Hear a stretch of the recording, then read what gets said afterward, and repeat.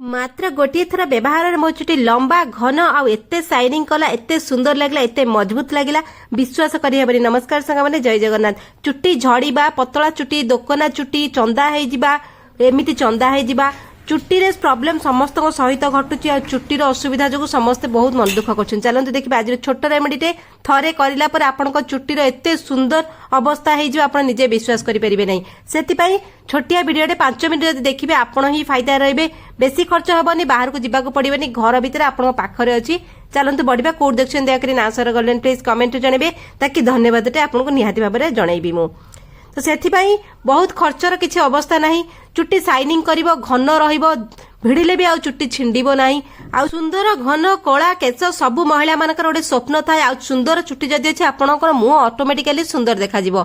तो गोटे मजबूत चुट्टी आ हेल्दी चुट्टी शाइनिंग चुट्टी सबू जदि आपनको दरकार ताले वीडियो टी शेष पर्यंत निहाती भाव में देखंतु। शेष पर्यंत देखिले आपण माने जानि परिबे जे एथिरा हमें केमिति कले केमिति व्यवहार कले हमकु रिजल्ट मिलिबो फायदा मिलिबो।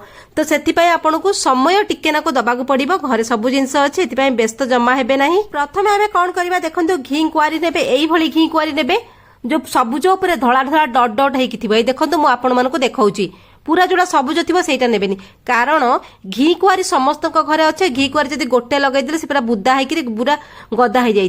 तेणुकर घी कुआरी बहुत इजिली आपण घरे मिल जाव।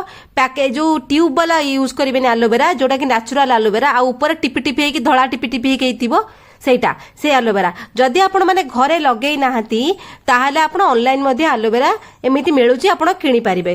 ताकू नेबे भले कि धुआ धुई कर नेबे। एलोवेरा तो काटिके आनिथिबा आपण गोटे बाउल रे पानी पुरेकी ताकू बतुरेई दिबे। तार सबुतक नाळ पानी बाहरी जिवो गोटे हळदिया पानी बाहरिबो जोटा कि केमिकल बाहरी जिवो। से केमिकल पानीटा बाहरी गला पर आपण घी कुआरी तापरे घी कुआरीटा पूरा फाइन हो गला प्योर हो गला।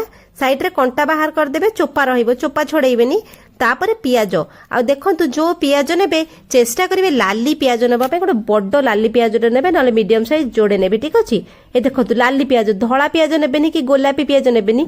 लाली पियाज रे गोटे बढ़िया गुण थाए जोटा कि आम चुट्टी पय राम बाण भलिया काम करे।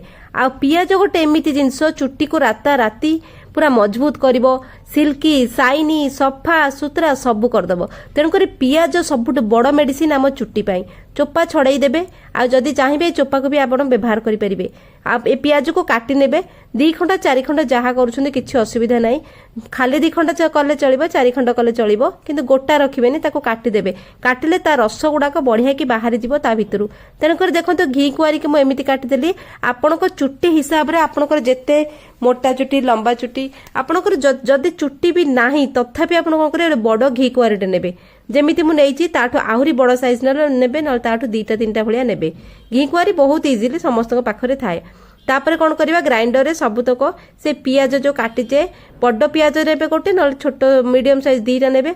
आ घी कुआरी सबुतक कौन करिवे मिक्सी जार रे पकेइबे। आ जेतेबेले एटा करिवे पूरा सडनली एको करिकि रखिबेनी कि पूर्वरु करिकि रखि नथिबे। जेतेबेले आपनको यूज होबो सेति बेले आपण कोन करिवे ताको बढ़िया कि ये करिवे। देखंतु ग्राइंडिंग कर देबे पानी देबेनी पियाज और घी कुआरी 2टा जिंस रे पानी अछि।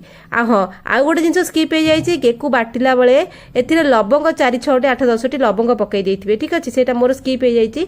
तापरे चतुर्थ जिंसटी एठी नेबे गोटे अंडा नेबे। अंडा कौन करिवे धीरे धीरे करी अंडा टिके भांगिबे। काहे की कहूची देखंतु अंडा नेले कौन होबो ना अंडा को धीरे धीरे करी भांगिबे। तार जो नाळ अंशटा आपण केवल नाळटा पकेइबे। कहिया गले अंडार सबुतक पड़े कारण अंडा कंडीशनिंग रे आम चुट्टी को एते सहाय्य करे।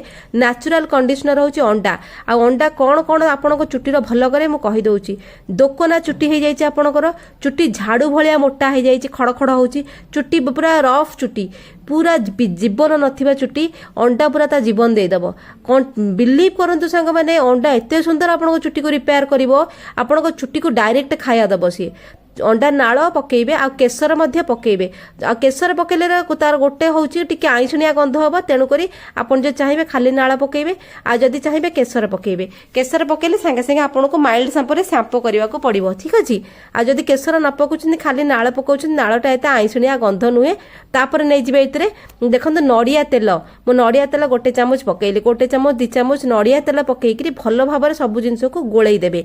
कोन कोन पडिला देखंतु एलोवेरा पडिला ଆମର ପିଆଜ पड़िला लवंग आपण पकेबे तापर एथरे अंडा भांगी पकेबे नड़िया तेल सब जिनस मिसी गला पर गोटे पावरफुल सॉल्यूशन हे गला ए सॉल्यूशन कोनोसी दामी जिनिस को भी बीट करि परिबो नाही एते दामी जिनिस ये आपण घरे बनैले केते टंका खर्च होला आपण निजे कहि परिबे ए सब को कोन करिया मुंडरे भल भाबरे केते बळे अप्लाई करिवे आपण भल कि चुट्टी को कोन करिया खोली देबे पूरा स्कैल्प सह आपण को चुट्टी जेते परते लंबा अछि पूरा भल कि अप्लाई करिवे सप्ताह को 2 थर डेफिनेटली आपण अप्लाई करिवे चुट्टी रे पूरा पूरा लगेई सला पर चुट्टी की मोड़ा करके बांधी देबे पूरा गंठी पकई देबे आ तापरे मिनिमम घंटाडे रखिबे चुट्टी की पूरा पूरा मिनिमम आपण घंटाडे रखिबे तापरे खाली पानी रे शैम्पू करिवे जदी केसर पकईथिबे माइल्ड शैम्पू रे शैम्पू करिवे जदी केसर पकई नांती खाली पानी रे धोई देबे ता आरो दिन बढ़िया की शैम्पू कर देबे एमिति आपण सप्ताह को 2 थर करिए प्रथम दिन रे ही आपण को रिजल्ट मिलिबो चुट्टी रो गोटे बढ़िया सिल्क शाइन हबो